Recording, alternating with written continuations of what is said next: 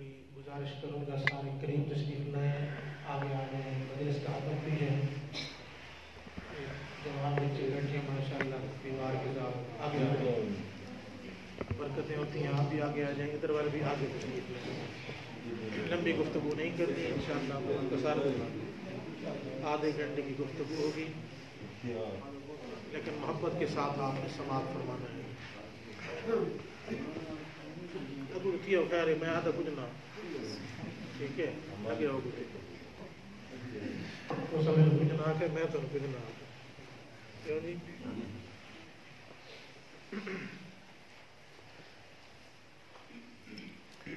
نحمده ونصلي ونسلم على رسوله الكريم اما بعد اعوذ بالله السميع العليم من الشيطان اللعين الرجيم بسم الله الرحمن الرحيم ثاني اثنين إذ هما في الغار صدق الله العظيم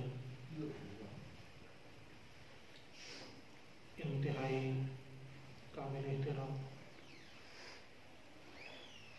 محترم المقام حضرت علامہ برادر مکرم مفتی محمد منیر حیدر صاحب محترم حضرت علامہ مولانا قاری محمد فیاض صاحب عزیز محترم مولانا قاری محمد رمضان صاحب عزیز حافظ محمد بابر صاحب قابل احترام سامعین مکرم اللہ رب العزت کا کروڑہا لاتعداد انگنت بار شکر ہے کہ جس مالک کائنات نے انتہائی کرم نوازی فرماتے ہوئے ہمیں اپنے حبیب کریم رؤوف رحیم علیہ السلام کی امت کی نسبت سے مالا مال فرمایا اور اس گروہ اور اس جماعت میں رکھا جو اعتدال اور وسط والی جماعت ہے اور ہر دور میں اہل حق صرف اسی جماعت کے اندر رہے ہیں اور لا یخافون لومۃ لائم کے تحت انہوں نے دنیا کی پرواہ کیے بغیر بڑھ چڑھ کے حق اور سچ کو بیان فرمایا ہے یہ فیض ہے بارگاہ صدیقیت کا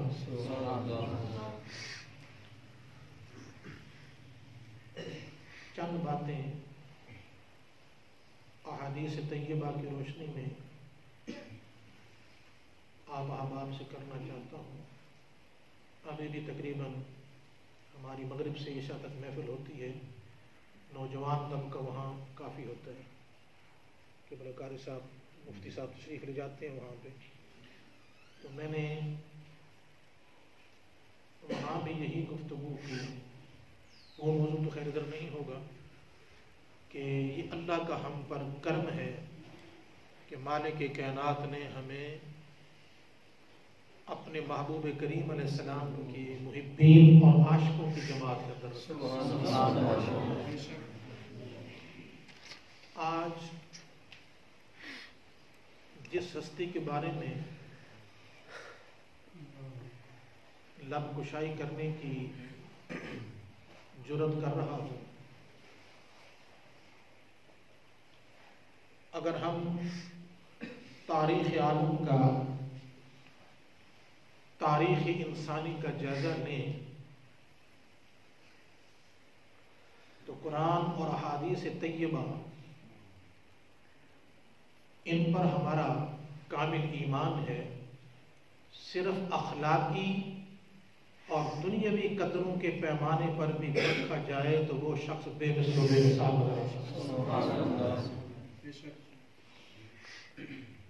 تاریخ انسانیت میں ایسی کوئی مثال ہمیں نہیں ملتی جب سے دین اسلام کی دولت سے مالا مال ہوئے،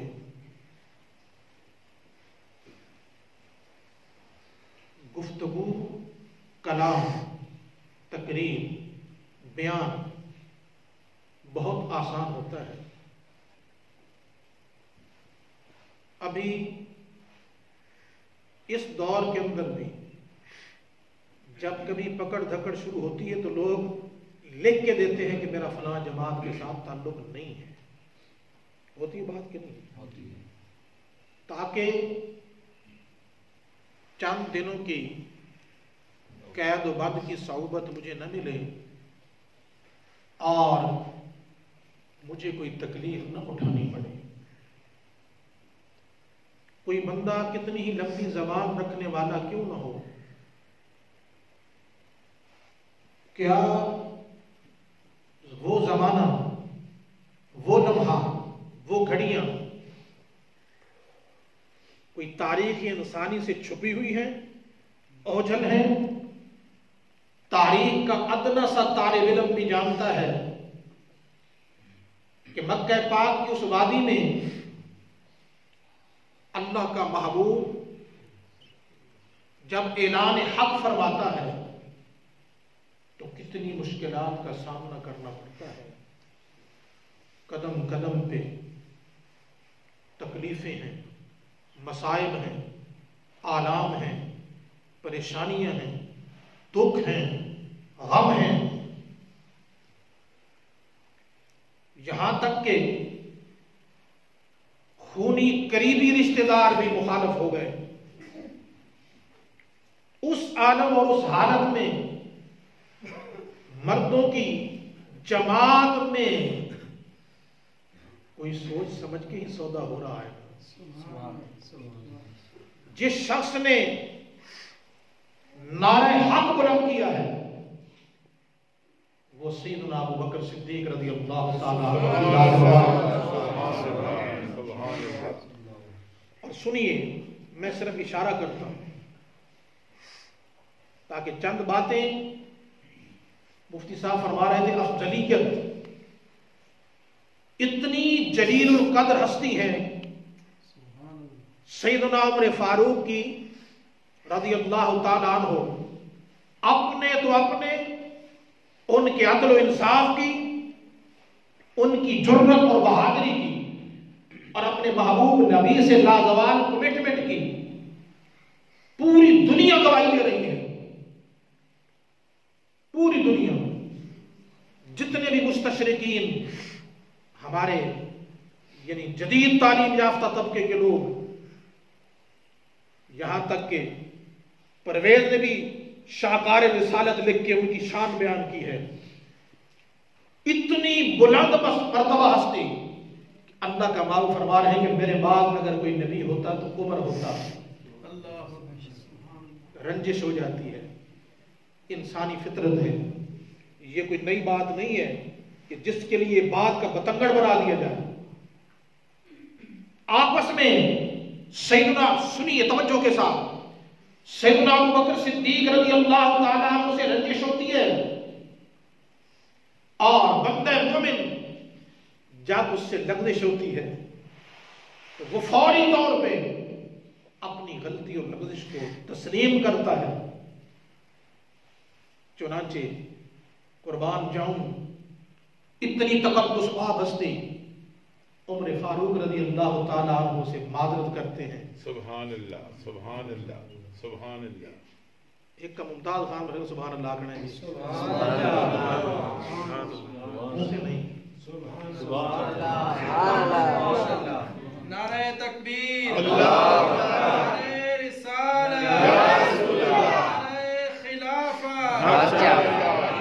میں ہوں اتنے بیٹھا نا جی، مثال کہ مفتی صاحب نے میرے بھائی نے میری کوئی تھوڑی تھی تو میں کہتا ہوں میں کیوں معافی منگا جی؟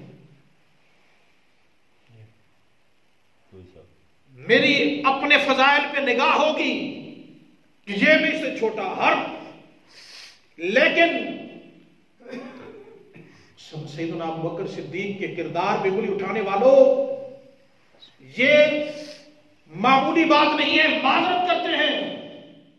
اور سیدنا عمر فاروق رضی اللہ تعالی عنہ معذرت کو اس وقت قبول نہیں فرماتے. اور اللہ کے محبوب، واہ واہ کیا کردار ہے اللہ کی عزت کی قسم. فوراً جہاں ہر ایک کو داد رسی ملتی ہے، غم گساروں کو، غم کے ماروں کو جہاں حوصلہ ملتا ہے، جہاں ہر زخمی کے زخم کے اوپر مرہم پٹی کی جاتی ہے، جہاں ہر تکلیف برداشت کرنے والے کی تکلیف کو دور کر کے اس کی ڈھارس بنائی جاتی ہے، میرے نبی کی پیاری بارگاہ کے اندر ابو بکر صدیق آ گئے. اب سنیے، عرض کی ایسے ایسے بات ہوئی. اللہ کا محبوب یہ سنتے ہی جلال میں آ جاتا ہے، چہرے کا رنگ بدل جاتا ہے کہ میرے دوست کے ساتھ، میرے یار کے ساتھ ایسا سلوک، اور کر کون رہا ہے؟ فرمایا میرے بعد اگر کوئی نبی ہوتا تو عمر ہوتی. سبحان اللہ. کتنا بڑا رینک ہے جی، بہت بڑا، بہت بڑے رینک کی بات ہے. اب آپ ڈر جاتے، یا رسول اللہ غلطی میری تھی. جب آپ آتے ہیں سیدنا عمر فاروق رضی اللہ تعالیٰ عنہ تو کیا پیغام اور کیا میسج ملتا ہے؟ اللہ کے محبوب دونوں صحابی تھے، دونوں شانوں والے ہیں، دونوں اللہ کے محبوب کے قبیلے سے تعلق رکھنے والے ہیں، یعنی حسب میں، نسب میں، اسلام میں، صحابیت میں دونوں برابر تھے نا. بولے نا، برابر تھے، کوئی شک نہیں. نمازیں پڑھنے میں، روزے حج زکات کے اندر، کار خیر کے اندر، امور خیر کے اندر برابر کے تھے. لیکن محبوب خدا کا چہرہ کا رنگ بدل جاتا ہے اور سرکار پکار اٹھتے ہیں کہ تم ابو بکر کے مقابلے میں آتے ہو. یہ وہ ہے جب سب لوگوں نے مجھے جھٹلایا تو سب سے پہلے میری تصدیق کرنے والا یہ. سبحان اللہ. شریعت ہو گئی کہ نہ ہو گئی؟ بولے ہو گئی کہ نہ ہو گئی؟ بولے نا. جہاں سے مسئلہ حل ہو گیا کہ نہیں ہو گیا؟ ہو گیا. کہ رب کا محبوب یہ فرماتا چلو خیر ہے تو برابر ہو نہیں. فرمایا نا، محبوب مصطفیٰ کو گوارا ہی نہیں ہے کہ عام بندہ بشر کی تو شان آج 14ویں صدی یا 15ویں صدی کا یا بعد میں آنے والا کوئی مورخ ہو یا مفسر ہو یا کوئی محدث ہو، وہ کس شمار کے اندر ہے. عمر فاروق جیسی ہستی کو بھی سرکار نے ابو بکر کی شان میں زبان کھولنے کی اجازت نہیں دی. اب سیدنا عمر فاروق رضی اللہ تعالیٰ عنہ کہہ سکتے تھے کہ یا رسول اللہ اے بھی صحابی تھے، میں بھی صحابی، اے بھی قریش تھے، میں بھی قریش تھا، اس بھی نمازہ پڑھی ہیں، میں بھی نمازہ پڑھی ہیں. عمر فاروق نے صدیق اکبر کی افضلیت کو مانا ہے. سبحان اللہ. سبحان اللہ. مانا ہے کہ نہیں مانا؟ اگر عمر فاروق جیسی ہستی نے مانا ہے تو آج کوئی نہ مانے تو پھر ابو بکر کی افضلیت پہ کیا فرق آتا ہے؟ دیکھیں، میں حیران ہوتا ہوں، بعض لوگوں نے لکھ دیا کہ ہجرت کی رات، یہ جو میں نے آیت تلاوت کی وہ آپ سنتے رہتے ہیں ترجمہ، میں نے اس کا نہیں بیان کیا. ہجرت کی رات سیدنا ابو بکر صدیق کو اس لیے ساتھ لے کے چلے تھے، کیوں بھائی؟ کہ خدشہ اور خطرہ یہ تھا کہ کہیں یہ دشمنوں کو ساز باز نہ کر لیں.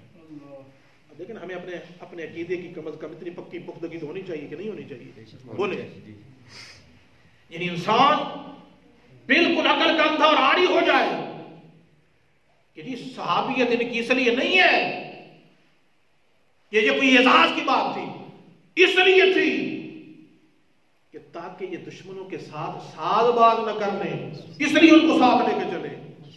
میں نے کہا اس وقت تو جو یہ راز کی بات تھی اللہ کے محبوب نے سوائے حیدر کرار کے اور سوائے ابو بکر صدیق کے کسی اور کو بتائی نہ تھی. بولیں نہیں بتائی نا، صرف ان دو ہستیوں کو خبر تھی. اور پھر وہ جو غار کے اندر پورا گھرانہ لگا ہوا ہے کندھوں پہ اٹھا کے لے جا رہے ہیں. سبحان اللہ. میں اکثر سوال کرتا ہوں کہ یہ طاقتور، میں الحمدللہ اس غار پہ خود چڑھا ہوں، غار سور پہ میں چڑھا ہوں خود. آپ ذرا یہ سوچیں، آج بھی بڑا کٹھن کام ہے، چلنا مشکل ہے. ہوں بندہ جو موڈا تے بیٹھا ہوئے ہوئے کہ بندہ پہاڑ تے بیٹھا ہوئے، میں ایک منٹ واسطے کوئی جواب تو سانو بھی آنے چاہیے کہ نہیں آنے چاہیے. اس کو سٹنا سوکھا ہوتا ہے تو تو لا کے کہ اوکھا ہوتا ہے. نہیں بھائی بندہ تو تلے باہر ہے نا، سوکھا ہے نا. لیکن میں یہ سوال کرتا ہوں کہ حضور خود بھی طاقتور تھے، خود بھی چڑھ سکتے تھے، وہ بھی اسی علاقے کے رہنے والے تھے. ابو بکر کے کندھوں پہ سواری کر کے سرکار نے جہاں شرف بخشا ہے ان کو، ساتھ یہ بھی بتایا ہے کہ میرا ابو بکر اگر مخلص نہ ہوتا تو کسی دوسری طرف مجھے اٹھا کے رخ کر لیتا یا مجھے اٹھا کے نیچے پھینک دیتا. یہ ابو بکر کی صدیق کی خالصیت پہ دلیل ہے، ان کے مخلص ہونے پہ کہ نہیں جی وہ تو دشمن کے ساتھ ساتھ بات کر کے ان کو مروانا چاہتے. نعوذ باللہ من ذالک. یہ میں نے خود پڑھا ہے، اب وقت کی گنجائش نہیں ہے کہ میں آپ کو تفصیل عرض کروں. ابو بکر صدیق نے کندھوں پہ اٹھا کے غار تک پہنچایا ہے، اور اتنا مشکل سفر ہے کہ بندہ اکیلے نہیں چڑھ سکتا. قربان جاؤں، میرا بھی جان یہ کہتا ہے کہ سرکار کا فیض ان کو بدستور مل رہا تھا. حقیقت میں طاقت تو مل رہی تھی، مصطفیٰ کے قدموں کی خیرات مل رہی تھی. اب وہاں بھی یعنی ایک سب سے پہلے اس کے اندر داخل ہونا بھی بڑا مشکل کام ہے، اور سب سے پہلے خود اکیلے داخل ہوئے. کہ کوئی موذی جانور تکلیف پہنچانے والا ہو نا، پھر کیا ہو، سب سے پہلے مجھے اب بھی یعنی کوئی بندہ یہ کہے کہ نہیں جی ان کے اگر نیت ان کی دوستوں ٹھیک نہیں تھی تو پھر ہم اس کی سوچ پہ توفی میں بھیج سکتے ہیں. بولیں اب تلے تنہا اور پھر پورا خانوادہ. ابو بکر صدیق کی شان تو بڑی بلند ہے، ارے ان کے گھرانے کا مرد تو مرد، بیٹا اور غلام تو غلام صحیح، ان کی چھوٹی سی بیٹی بھی جو کھانا لے کے آتی ہے، تشدد کے باوجود بھی انہوں نے پتہ نہیں بتایا. تشدد ہوا کہ نہیں ہوا؟ بولیں. ان کا تشدد کیا گیا نا، بتا دو پتہ کدھر جاتی ہو، لیکن پتہ نہیں بتایا. معلوم ہوا ابو بکر صدیق کے گھرانے کا ہر فرد اللہ کے محبوب کی عشق اور محبت میں ایسا کشتہ ہو گیا ہے، دیوانہ ہو گیا ہے کہ اس کو اور تشدد کچھ نظر بھی نہیں آتا، کچھ نظر نہیں آتا. اتنے شدید ترین کٹھن سفر کے اندر بھی. اور پھر جب یعنی تلاش کرتے کرتے غار کے دھانے پہ قریش کی جماعت پہنچ جاتی ہے، ایک فطری امر تھا. قرآن کی آیت کے تفسیر کرتے ہوئے کہتے ہیں کہ لا تحزن، اللہ کے محبوب فرما رہے ہیں اے ابو بکر غم نہ کر. دیکھیں جی غم سے منع کیا گیا، مطلب یہ ٹھیک نہیں تھا. میں روایتی بات نہیں، میں آپ کو سمجھانے کی بات. لا تحزن، غم نہ کر، غم جو ان کا ٹھیک نہیں تھا. اس کی مثالیں تو قرآن کے اندر بھی موجود ہیں. موسیٰ علیہ السلام کو اللہ تعالیٰ نے فرمایا لا تخف. اب ہمارے اہل سنت نے کیا جواب دیا؟ فرمایا لا تحزن کا معنی یہ تھا ابو بکر کو اپنی جان کا غم نہیں تھا، ابو بکر کو غم یہ تھا کہ میرے مصطفیٰ کو کوئی تکلیف نہ پہنچا. لا تحزن ان اللہ معنا. یہ غم، اس کی کیفیات کو کون جانتا ہے؟ اندر کے غم کی کیفیات کو کون جانتا ہے؟ رب جانتا ہے یا اس کا محبوب جانتا ہے؟ رب جانتا ہے، اس کا محبوب. اور روکا اس لیے جا رہا ہے، تسلی اور تشفی دی جا رہی ہے. اے ابو بکر ان دو کے بارے میں تیرا کیا خیال ہے جن کے ساتھ تیسرا اللہ ہے؟ سبحان اللہ۔ اب جن کے ساتھ تیسرا اللہ ہو ان کی شان، عظمت اور ان کی افضلیت کے اندر کوئی شک اور شبہ کیا جا سکتا ہے؟ بولیں نہیں کیا جا سکتا۔ غم نہ کر، اللہ ہمارے ساتھ ہے۔ اور پھر دنیا کی نگاہوں نے دیکھا کہ رب نے اپنے محبوب کے قدموں کی خیرات اس غلام کو کتنی عطا فرمائی، کیسا ساتھ نبھایا، کیسا ساتھ نبھایا، کوئی شک مسلسل یعنی خان آ رہا ہے۔ اور فرماتے ہیں مجھے بڑی خوشی ہوئی۔ کس بات کی خوشی ہوئی؟ فرمایا ایک چرواہا غار کے ارد گرد پھر رہا تھا، قریش کا، میں نے اسے پوچھا فلاں، اس نے کہا جی فلاں کا میں غلام ہوں، بکریاں چرا رہا تھا۔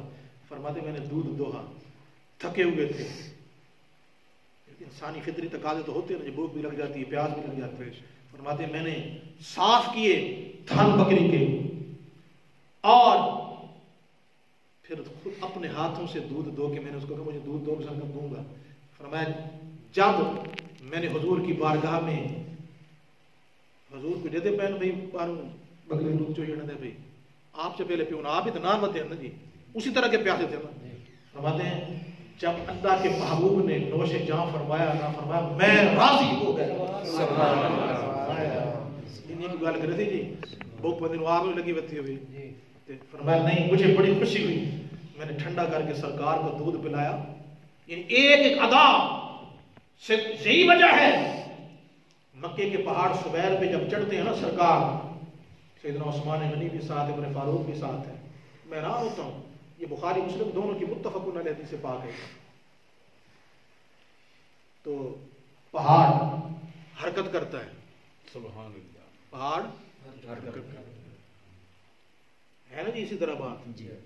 میں آپ کو یہ پوچھنا چاہتا ہوں کہ پہاڑ حرکت کس کے حکم سے کرتا ہے؟ اللہ کے حکم سے کرتا ہے۔ ٹھیک یار گل ہے، اللہ تعالیٰ نو تو پتہ ہے نا بھائی اتنے کون کھلوتا ہے، بولو نا، رب کو پتہ ہی نہیں پہاڑ اتنے کون کھلوتا ہے۔ عقیدہ توحید تو یہ نہیں رب کے حکم کے بغیر پتہ بھی نہیں سکتا، پہاڑ کے حل پہ انہیں سوکت نہیں ہلتا، پہاڑ ہے، پہاڑ نے حرکت کی، پہاڑ ہلا ہے۔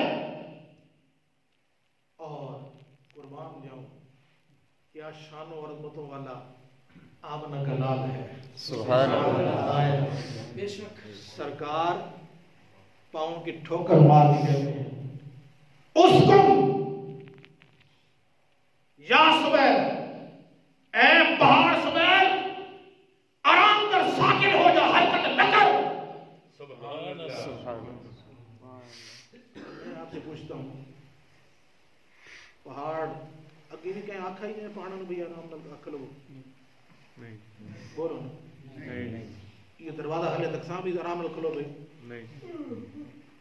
اوکھی گل ہے جی۔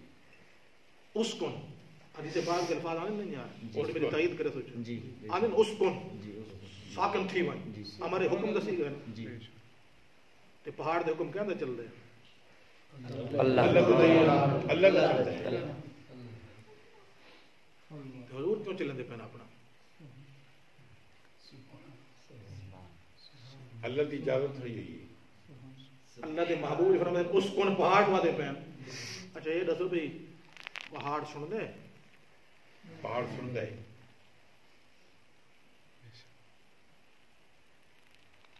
ممتاز خان دی مطلب سنے تو ساری مطلب پتھر تے کریش ساری نہیں لگی ایسی بات، پتھر سن دے نہیں میں گل کرنا بھئی ممتاز خان تک کہہ دی پہاڑ جڑی گل آ رہی تھی تو تک کہہ دی ہٹ وجائے میں ممتاز خان نہ میرا ٹھیکہ تھی کہ کوئی نہ آوے۔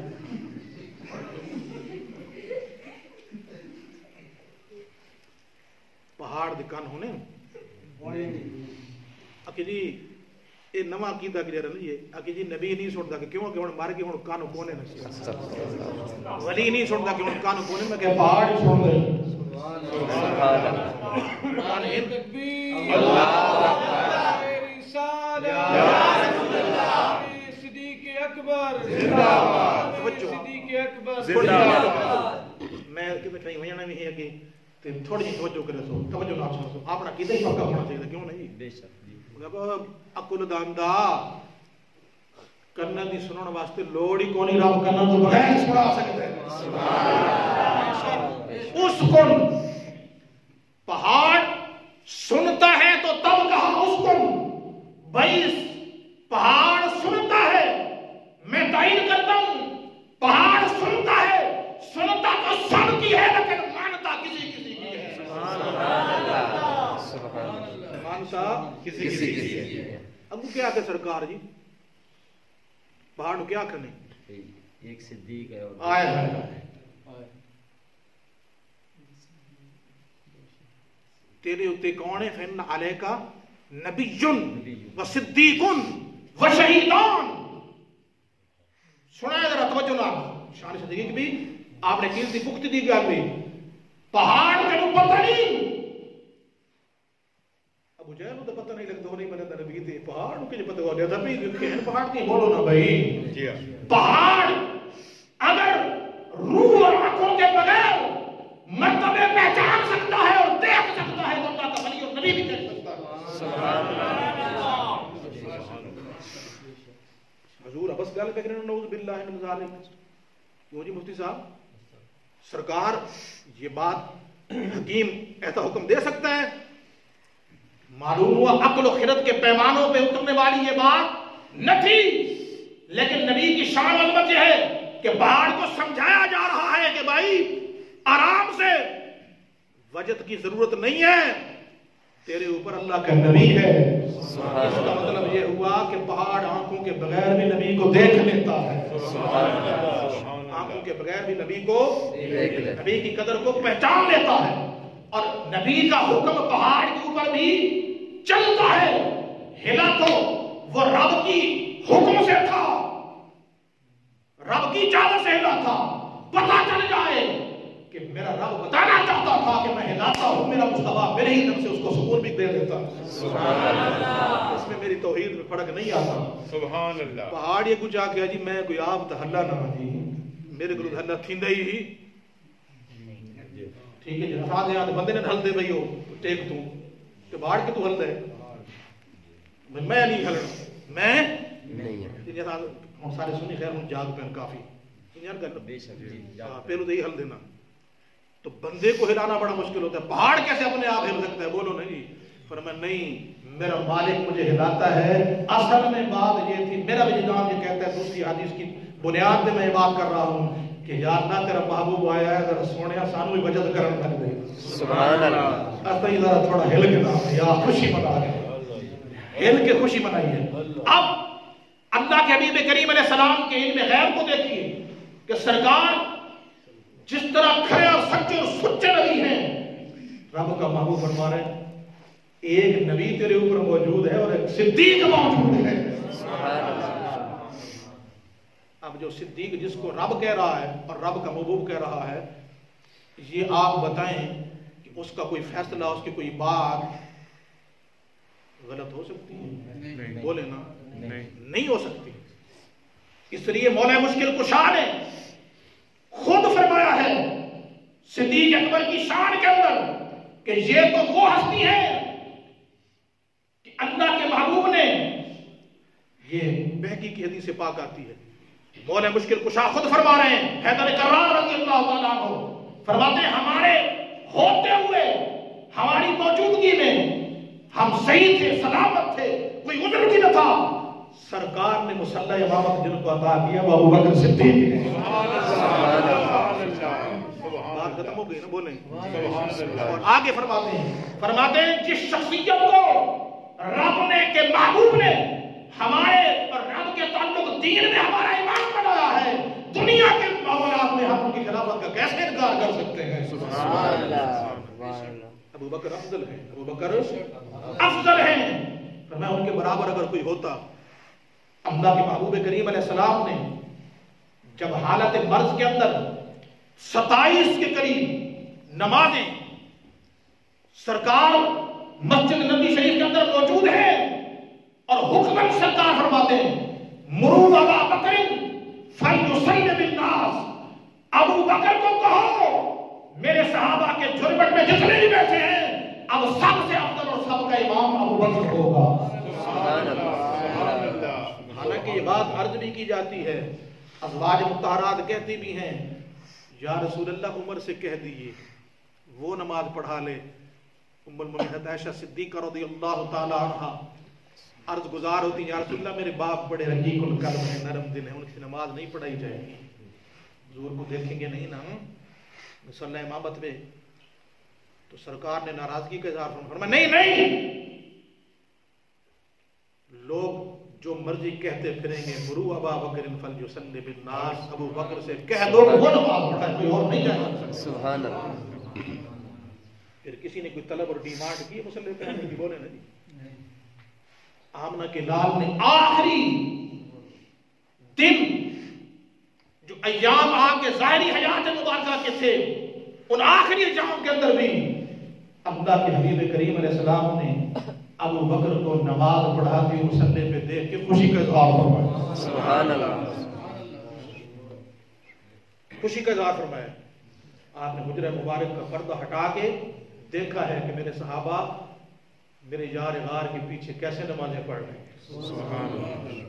اور اللہ کے حبیب کریم علیہ السلام حدیث پاک کے الفاظ آتے ہیں فرمایا ما نفعنی مال احد ما نفعنی مال ابی بکر، فرمایا کسی کے مال نے مجھے اتنا فائدہ نہیں پہنچایا جتنا ابو بکر کے مال نے مجھے فائدہ پہنچایا. سبحان اللہ. اب یہاں پھر بات آتی ہے، ابن عساکر نے لکھا ہے اور دیگر کتب کے اندر حدیث کی سیاستہ کی کتب کے اندر آیا ہے، اللہ کے پیارے حبیب کریم علیہ السلام کا یہ صحابی جب سرکار مال کے لیے ندا دیتے ہیں جان پہلے حوالے کر چکے یعنی دم پہ دم کھا رہے ہیں لیکن قدم نہیں ہٹ رہے ہیں، یعنی آنکھوں سے آنسو بہہ پڑتے ہیں لیکن مصطفیٰ کی خلل اور آرام کے اندر خلل ڈالنا گوارا نہیں فرمایا.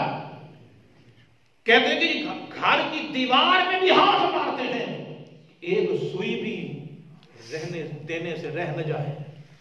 یار اتنا کون ہوتا ہے؟ حضور جب پوچھ رہے ہیں ایسے تو نہیں اللہ کی معلوم ہے ما نفعنی مال احد، کسی بندے کے اب بات جہاں بھی آ کے ختم ہو جاتی ہے کہ پہلا نمبر کس کا ہے. بولے نا کس کا پہلا نمبر ہے؟ حضرت ابو بکر صدیق. عمر فاروق یہاں بھی کہتے ہیں کہ میرے دل میں بڑی تمنا اور تڑپ تھی کہ آج میں زیادہ مال پیش کر کے گھر کے سارے مال کے 2 حصے کرتے ہیں اور آدھا حضور کی بارگاہ آدھا گھر رکھ لیتے ہیں. اے عمر گھر والوں کے لیے کیا چھوڑ کے آئے یا رسول اللہ؟ آدھا. سبحان اللہ. اور جب پیرہن اور خاص لباس